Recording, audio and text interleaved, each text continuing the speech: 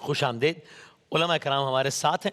عالم العالم ہمارا سیگمنٹ ہے اور جناب قبلہ مفتی سہیل احمدی صاحب, مفتی احسن نوید نیازی صاحب, جناب مفتی عامر صاحب, مولانا رضا دودانی صاحب تشریف فرمائے. بہت شکریہ. کسی تمہید کے بغیر پڑھتے ہیں پہلے سوال کی طرف. قبلہ مفتی عامر صاحب بتائیے گا. جی یہ سوال ہے کہ اگر کسی عورت کا انتقال اس کی والد کی زندگی میں ہو گیا ہو اور اس کے بچے بھی ہوں تو کیا والد کی وراثت میں سے اس کو حصہ ملے گا؟ ٹھیک. بسم اللہ الرحمن الرحیم. دیکھیں, وراثت میں حصہ ان کو نہیں ملے گا. ٹھیک. اس کی وجہ یہ ہوتی ہے کہ جب کوئی شخص انتقال کرتا ہے تو اس کی وراثت, اس کا مال وراثت بنتا ہے. صحیح. ابھی وہ ان کے والد صاحب حیات ہیں تو ان کا مال وراثت بنا ہی نہیں.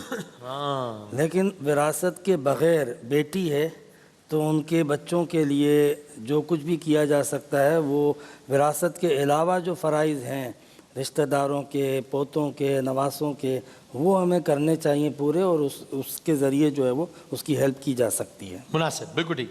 اگر کسی عورت کا انتقال اس کے والد کی زندگی میں ہو گیا ہے اور اس کے بچے بھی ہیں تو کیا والد کی وراثت میں سے ان کو حصہ ملے گا بچوں کو؟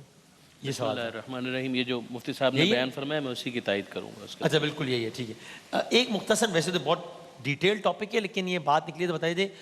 وصیت یعنی کیا یہ ریکمینڈڈ ہے کہ ہر ایج گروپ کا بندہ اپنے طور پر وصیت کر دے؟ آپ طور پر تاثر ہے نا کہ بھائی 60-70 کے بعد ہی انسان کا آخری ٹائم آتا ہے. ظاہر ہے ویسے تو اللہ کے ہاتھ میں, لیکن نہیں تو اس وقت ہی انسان کا ذہن اس جانب مائل ہوتا ہے.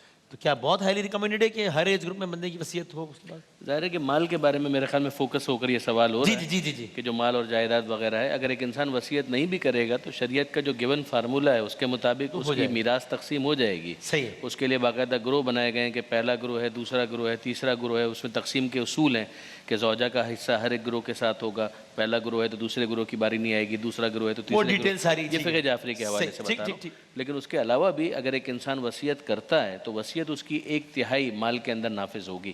یعنی فرض کیجئے کہ وہ 33.33 1/3. ہاں, 1/3. اس لیے کہ اگر فرض کیجئے کہ اس نے 3 کروڑ چھوڑے ہیں تو وہ 1 کروڑ کے بارے میں وصیت کر سکتا ہے. 1 کروڑ سے زیادہ کی اگر وصیت ہے تو وہ نلیفائی ہے, نل اینڈ وائڈ ہے, یعنی اس کی وصیت وہ نافذ نہیں ہوگی. لیکن 1 کروڑ کی حد تک چونکہ وہ 1/3 میں آ جائے گا تو اس کی وصیت بالکل نافذ ہوگی. یہ بھی اس کے بعد کہ جب اس کے قرضے وغیرہ نکال دیے گئے, وہ سارے جو اس کے پری ریکویزٹ ہیں وہ پورے ہو جائیں, پھر اس کے بعد وصیت کے نفاذ کی باری آئے گی. پسند ضرور کیا گیا ہے کہ اگر ایک انسان بندہ مومن وہ اپنے وصیت نامے کو تیار رکھے, ضروری وصیتیں اس کے اندر رکھے. لیکن یہ کہ بہرحال عام طور پر یہ احساس اسی وقت زیادہ ہوتا ہے کہ جب ایک انسان میچور ایج میں پہنچ جاتا ہے. لیکن یہ کہ بہرحال اگر پہلے بھی کرے, بالغ ہونے کے فوراً بعد یہ پریکٹس بنائے, اچھی پریکٹس ہے. مفتی عامر صاحب ایک اور سوال ہے ذرا کہ پھر میں قبلہ مفتی صاحب کی طرف آتا ہوں. جناب ایک اور سنائیے گا اگلا سوال. السلام علیکم. وعلیکم السلام.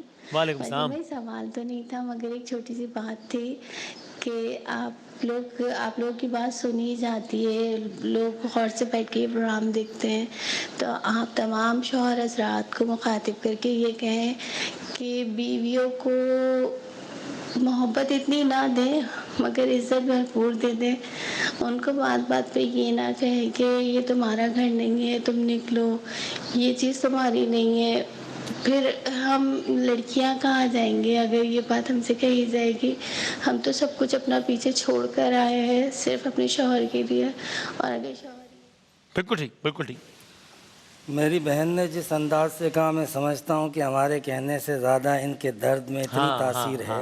اور یہ واقعتاً جن گھروں میں, جن شوہروں میں یہ بات پائی جاتی ہے ان کے لیے افسوس کا مقام ہے. یہ تو بہت ہی چھوٹی گری ہوئی بات ہے نا, کہ یہ تمہارا گھر نہیں ہے, میرا گھر ہے, چلتا کر دوں گا. بہت گری ہوئی بات ہے. یعنی اس طرح کے تانے بیوی کو دینا جو آپ کے لیے گھر چھوڑ کے آئی ہے اپنا.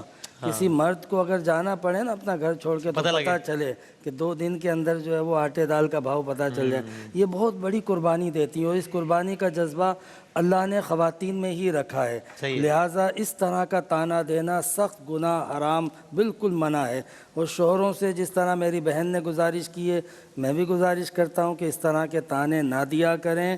اس طرح کے تانے دینے سے کچھ نہیں ہوتا, گھر کا ماحول خراب ہوتا ہے, اللہ تعالیٰ کی ناراضگی ہوتی ہے. بالکل ٹھیک, بالکل ٹھیک.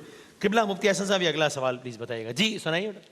میرا سوال مفتی صاحب سے یہ ہے کہ اگر کسی انسان پہ زکوٰۃ یا صدقے وغیرہ मतलब वाजिब हो वो ले रहा हो, तो उसके घर कोई दावत वगैरह हो तो वो कबूल करनी चाहिए, क्योंकि ठीक। और ये भी पता आपको समझ आया? वो कह रही थी अगर कोई शख्स ऐसा है जो सदका और ज़कात लेकर अपना घर चलाता है, अब उसने हमें दावत दी है, तो ऐसे शख्स की दावत कबूल करनी चाहिए, अवॉइड करना चाहिए? बिस्मिल्लाहिर्रहमानिर्रहीम सल्लल्लाहु अलैहि हबीबी मोहम्मद व अला आलिहि वसहबी बारक वसल्लम। देखिए, ज़ाब्ता ये है कि जो ज़कात फ़ितरा वगैरह सदक़ात वाजिबा हैं, शरीफ फ़कीर को या जो मुस्तहिकीन हैं, जो कुरान मजीद फ़ुरक़ान हमीद में बयान हुए, वो उन्हीं का हक़ है। लेकिन जब उनको मिल गए, अब वो माल उनका हो गया। जब वो माल उनका हो गया, अब अपने माल में वो जिस तरह चाहें जिस तसरुफ़ करें। अब अगर वो किसी की दावत करते हैं या वही माल एज़ इट इज़ अगर किसी को दे देते हैं, तो ये उनकी तरफ से हदिया होगा, हिबा होगा, दूसरे के लिए बिल्कुल जायज़ है, हलाल है, तय्यब है, गनी के लिए भी दुरुस्त है। सही। यानी वो उनके हक़ में अव्वलन उन्हें ही लेना था, अव्वलन गनी को लेने की इजाज़त नहीं है। लेकिन जब उन्होंने ले लिया है, अब वो उनका माल है, अब हलाल तय्यब है, अब वो उसमें जैसा चाहे तसरुफ़ करें, किसी की दावत करें, उसमें इबाहत होती है। और अगर जो है किसी को देना चाहें दे दें, वो हदिया है, हिबा है, दूसरे के लिए बिल्कुल तय्यब है, कोई मसला नहीं है। गनी भी ले सकता है और शरीफ फ़कीर भी ले सकता है। और सर ये सदक़े की वैसे जनरली जो बात होती है सदक़े के हवाले से, सबसे ज़्यादा अफजल किन लोगों को सदका देना है? क्योंकि सदक़े की इतनी फजीलत है, आप लोग बताते हैं, देखें पहली प्रायोरिटी क्या होनी चाहिए? एक है सदका वाजिबा और एक है सदका नाफिला। सदका नाफिला तो खैर किसी को भी दिया जा सकता है, लेकिन सदका वाजिबा के अंदर तो शरीफ फ़कीर, वो बंदा कि जिस पर मिस्कीन, सबसे अफजल तो यह है कि मिस्कीन को दिया जाए, यानी जिसके पास एक दिन का भी खाना पीना इसके पास ना हो, एक दिन का भी, वो कहलाता है मिस्कीन। फिर उसके बाद अगली कैटेगरी है शरीफ फ़कीर की, यानी जो साहिब निसाब ना हो, ज़कात उस पर वाजिब ना हो और वो ज़कात लेने का मुस्तहिक हो। अब अगर वो करीबी रिश्तेदार है तो करीबी रिश्तेदार को देना अफजल है। इसकी फ़ुक़हा ने तस्हीहात फरमा रखी हैं और ख़ुद अहादीस के अंदर भी इसकी वजाहत आई है, क्योंकि इसके अंदर दोहरा अजर होता है, एक तो सदक़े का और दूसरा सिला रहमी का। हाँ सही। क़िबला अब ये बताएं, अब ये कैसे मालूम हो? एक तो ये कि हमारे कोई रिश्तेदार वगैरह है, कोई है जिन जानने वाले हैं, तो आपको अंदाज़ा है कि यार इसकी फाइनेंशियल पोजीशन क्या है, तो उसको आप किसी तरीके से कुछ कर दें। अब बाकी अब आप सड़क पर निकलते हैं तो आप 10 तरह के अज़ियतनाक मनाजिर देखते हैं, लेकिन अब ये भी रियलिटी है कि उसमें ये भी मालूम है कि वो एक और सिस्टम। मेरे साथ पिछले दिनों ये वाक़या हुआ कि वो 2 बच्चे आ गए, 15-16 साल के होंगे, तो मैंने गाड़ी का दरवाज़ा खोला कुछ देने का, वो जैसे ही मैंने किया तो 15-16 एकदम से बच्चे आ गए और वो गोया गाड़ी पे चढ़ ही गए ना बिल्कुल। वो मेरा ड्राइवर उनसे तल कलामी करने लगा, मैंने कहा भाई नहीं करो। बहरहाल ये तो चले हो सकता है। अगला मरला मेरे लिए ज़्यादा हैरान कुन था, बड़ी मुश्किल से, यानी लिटरली हमने गाड़ी चला वाला के आगे गए। मैं बिला मुबालगा बता रहा हूँ, 2 सिग्नल बाद जब मेरी गाड़ी रुकी है तो मैंने खुद ही मंजर देखा कि वही 2 लड़के जो पहले आए थे वो बाइक पर आए थे पीछे। मैंने उनको देखा, बाइक उन्होंने पार्क की, बाइक से उतरे और फिर दोबारा अगले सिग्नल में फिर गोया हमला आवारी हो गया गाड़ी पे और गाड़ी मारना शुरू हो गया कि दे और दे। और मुझे समझ नहीं आया कि अभी क्या है, पता नहीं। तो अब कैसे बात मालूम पड़े कि भाई ये जो शख्स मांग रहा है, ये कभी कभी होता है कि अल्लाह नाराज़ ना हो जाए, बेचारे का हाथ कटा हुआ है, मैं इसको दे दूँ, कभी होता है। तो क्या करना चाहिए इसमें? बिस्मिल्लाहिर्रहमानिर्रहीम सल्लल्लाहु अलैहि व आलिहि व अस्हाबिहि व बारिक वसल्लम। देखें, ये जो सिग्नल्स पे आम तौर पर खड़े हुए होते हैं, मैं तो समझता हूँ कि इनको देना भी नहीं चाहिए। आपकी ये क्लियर तो रहा है। जी, ये तो बाकायदा माफिया है और इसके पीछे कितने माफियाज काम कर रहे हैं हमारी सोच से भी बाहर है, ठीक है ना। अच्छा, इनको ना दे तो ये बड़ी बदतमीज़ी भी करते हैं, आपने देखा होगा। तो ये जो हर जगह पर मांगते फिरते हैं ना, तो उनका तो बैकआउट करना चाहिए। हाँ, बाज़ ऐसे भी आते हैं यही ना कि जो आते हैं आपसे कुछ नहीं कहते, दुआ दे रहे होते हैं कि अल्लाह ताला तेरी खैर फरमाए, अल्लाह ताला तुझे बच्चों की सलामती अता फरमाए, और इनकी आंखें भी कह रही होती हैं कि वाकई गरीब हैं। तो इंसानी जो शऊर है ना, वो इस बात का इदराक कर लेता है कि जो हुजूम की शक्ल में आए और हर वक्त खड़े हुए हैं, लेकिन एक होता है कि जो वाकई देखने से लगता है तो उसको देने में हर्ज नहीं है, और वो आपसे बदतमीज़ी भी नहीं करेगा। आप यूँ करेंगे। अच्छा, इसके अलावा ये जो मांगने वाले भी आते हैं जिनको नहीं भी देना चाहिए, तो हमें चाहिए कि हम बदतमीज़ी ना करें, बस माफ़ करें बाबा, ठीक है, सही जाए, इस तरह करना चाहिए। बाकी रहा ये मसला कि ज़कात देने का मामला, देखिए ये तो सदकात नाफिला है। सही, ये आप किसी को दें, मुसलमान को दें, गैर मुस्लिम को दें, किसी को भी दें, मतलब जो गनी उसको भी दे सकते हैं, आप खाना भी खिला सकते हैं किसी को भी। लेकिन जो सदकात वाजिबा हैं, जैसे कि ज़कात है या कफ़ारात की रकम है, तो उसमें ये ज़रूरी है कि जिसको आप दे रहे हैं वो शरई फ़कीर हो, ठीक है ना। डेफिनेशन अभी उन्होंने बताई है। जी। اچھا اس میں پھر یہ ہے اگر آپ کے آس پڑوس والا ہے یا آپ کی فیملی کا ہے تو آپ کو تو پتہ لگ جائے گا یہ ہے. اچھا ذرا دور دراز کا ہو تو اس کو پھر چاہیے کہ کسی ذریعے سے پتہ کر لے یا اس سے باتوں باتوں میں کسی طریقے سے پوچھ لے, ادراک ہو جائے تو پھر اس کو دے سکتے ہیں. بالکل ٹھیک, مناسب. ایک سوال اسی اسنا میں یہ آیا ہے کہ جب آپ صدقہ دے رہے ہو کسی کو تو کیا اگلے بندے کو یہ بتانا ضرور ہے کہ یہ صدقہ, یا کبھی آپ چاہتے ہیں کہ وہ ہرٹ ہوگا یا اس کی عزت نفس مجروح ہوگی یا کسی وجہ سے آپ بتانا نہ چاہیں, آپ کسی اور بہانے سے دے دیں, کسی بھی اور عنوان سے, تو صدقہ ہو جائے گا؟ ایک صورت میں بتانا ضروری ہوتا ہے, ورنہ بغیر بتائے دینا اولا ہے. صحیح. اس کو یہ کہہ دیں کہ آپ کو تحفہ ہے, میری طرف سے گفٹ ہے, عیدی ہے, یہ کہنے میں اس کی سیلف رسپیکٹ ہے. بالکل بالکل. مطلب اس کے لیے جو ہے نا ایک اچھا بہتر طریقہ یہی ہوتا ہے. ایک صورت یہ ہوتی ہے کوئی شخص مدد مانگنے آتا ہے اور آپ کو لگتا نہیں ہے کہ ضرورت مند ہے.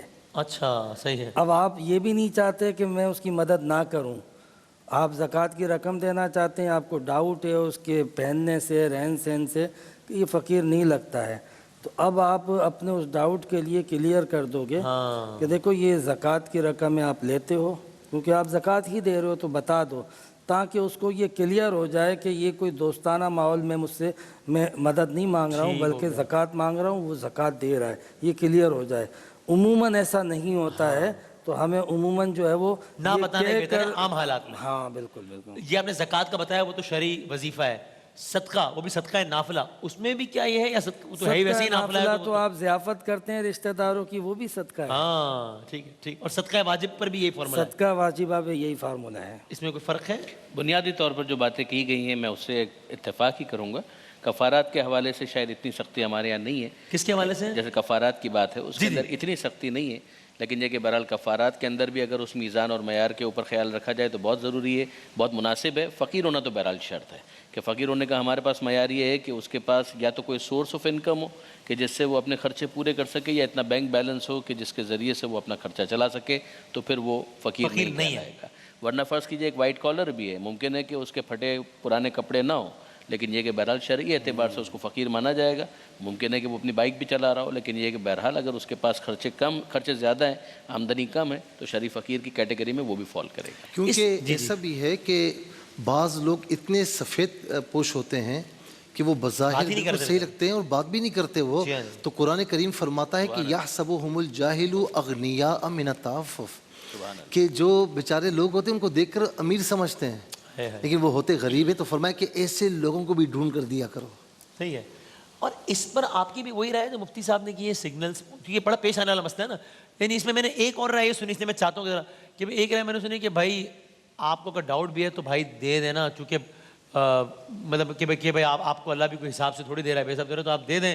وہ 2 نمبر ہوگا تو بھائی وہ جانے, اللہ جانے, آپ تو اپنا 5-10 روپے سے آپ کو کیا فرق پڑ جائے گا, مجھے نہیں معلوم, میں سمجھنے کے لیے پوچھ رہا ہوں. یہ بھی ایک نقطۂ نظر ہے, لیکن یہ کہ بنیادی مسئلہ کیا ہے کہ سوسائٹی کے اندر جب اس طرح کا کوئی فتنہ آتا ہے نا, جو مافیاز کی جو بات کی ہے, باقاعدہ چوراہے تقسیم ہو رہے ہیں, یعنی اس کے اوپر رپورٹس موجود ہیں, آپ دیکھ لیجئے, انٹیلیجنس والوں کی رپورٹس بھی آپ کو مل جائیں گی, ویسے ہی رپورٹرز جو ہمارے اقرار صاحب نے پروگرامز کیے, انہوں نے بھی اس کے اوپر پروگرامز کیے ہوئے ہیں. تو آپ جانتے ہیں کہ یہ سارے کے سارے ایون چوراہے بکتے ہیں, یعنی اگر کوئی دوسرا ایک عام فقیر اس جگہ پر آ کر مانگنا چاہے تو اس کو وہاں پر سروائیو نہیں کرنے دیا جائے گا. اقرار الحسن بھیس بدل کے فقیر کے روپ میں چلے گئے ایک نئے سگنل پہ, ان کی ٹھکائی ہو گئی وہاں پہ کہ بھائی تم یہاں پہ کیسے ہو, یہ علاقہ تمہارا نہیں ہے, تم کس کے لیے کام کرتے ہو, یہ کام یہ ہو گیا. اس کا مطلب کیا ہوا؟ اس کا مطلب یہ ہوا کہ وہ جو اسپرٹ تھی, وہ جو وزڈم تھا, وہ حکمت تھی, وہ سب کے سب متاثر ہو کر کمپرومائز ہو گئے.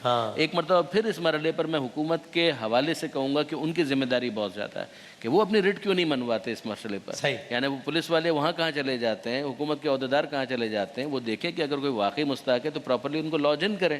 لیکن اگر کوئی واقعی اس طریقے سے ان چیزوں کو زیادہ ایکسپلائٹ کر رہا ہے اور یہ باقاعدہ چوراہے قبضے میں لے لیے گئے ہیں, تو آنیسٹلی اسپیکنگ پھر تو ساری اسپرٹ جو ہے وہ کمپرومائز ہو گئی. اصل جو مستحق ہے وہ تو سب ضائع ہو جائے گا ان کا. مناسب. علامہ صاحب نے جو فرمایا بالکل ایسا ہی ہے. ہمارے شیخ عبدالقادر جیلانی رضی اللہ تعالیٰ عنہ فرماتے ہیں, ان کا فرمان موجود ہے کہ جو سائل تمہارے پاس آئے تو اسے دے دو, یہ نہ دیکھو کہ اہل ہے یا نہیں, اس لیے کہ اللہ تبارک و تعالیٰ بھی تم اہل ہو یا نہیں ہو دے رہا ہے. لیکن یہاں مسئلہ یہ ہے کہ مافیاز کام کر رہے ہیں اور یہ اذیت کا باعث بن رہے ہیں. آپ کسی مارکیٹ کے پاس روکیں, کہیں پر روڈ پر روکیں, یہ ایک دم جھمگٹے کی صورت میں آتے ہیں اور آپ کو اپنی فیملی کا مسئلہ پڑ جاتا ہے کہ کہیں نقصان نہ پہنچا دیں. جب اذیت کا باعث بن رہے ہیں تو اس اذیت کو دور کرنا چاہیے. قبلہ ایک آخری بات، آپ نے میں اقرار صاحب کی مثال دے رہا تھا، آپ حضرت یقین کریں بیس بدل کر ہی گئے تو پتہ نہیں آپ کو یقین نہیں آیا شاید، لیکن میں سوال یہ تھا کہ ان کو بیٹنے نہیں دیا؟ ہاں نہیں بالکل بھی نہیں. تو وہ سوال یہ ہے کہ کہہ رہی تھی، اب وقت میں آڈیو نہیں چلا تھا ویسے، کراچی روزہ رکھ کر اسلام آباد آ گیا ہوں، تو افطار کراچی کے وقت پہ کروں یا اسلام آباد کے وقت پر؟ ایک تو میں ضابطہ عرض کر دیتا ہوں پہلے کہ وہ جو آپ کا تاکہ وہ بھی کلیئر ہو جائے بالکل. آپ نے کہا نا کہ وہ دے دیں ہم نے، دیکھیں ہمارے یہاں ضابطہ شریعت کا ما حرما اخذہ حرما اعطاؤہ، جس کا لینا حرام ہے اس مال کا دینا حرام ہے. تو اگر کوئی ایسا آدمی کہ جو پیشہ ور بھکاری ہے، پیشہ ور گداگر ہے، اس کا جو پیشہ ور بھیک مانگتا ہے، اس کا یہ پیشہ یہ حرام ہے. تو جس کے بارے میں ہمیں کنفرم پتہ ہو کہ یہ پیشہ ور ہے تو اسے دینا بھی حرام ہے. اچھا صحیح، لینا حرام ہوا تو دینا بھی حرام ہے. تو لہذا وہ رائے تو ویسی نکل گئی کہ بھئی یہ اس وقت ہے کہ جب ہمیں پتہ نہ ہو. اگر آپ کو یقین ہے کہ یہ پیشہ ور ہے تو پھر تو دینا آپ کہہ رہے ہیں ممانعت ہے، حرام ہے. حرام. صحیح. دوسری بات یہ کہ جب یہاں سے چلے گئے روزہ رکھ کر اسلام آباد، تو اب افطار جو ہے یہ اسلام آباد کے مطابق کریں گے، کیونکہ افطار کے وقت یہ جہاں موجود ہیں اس شہر کا اس خطے کا اعتبار ہوگا.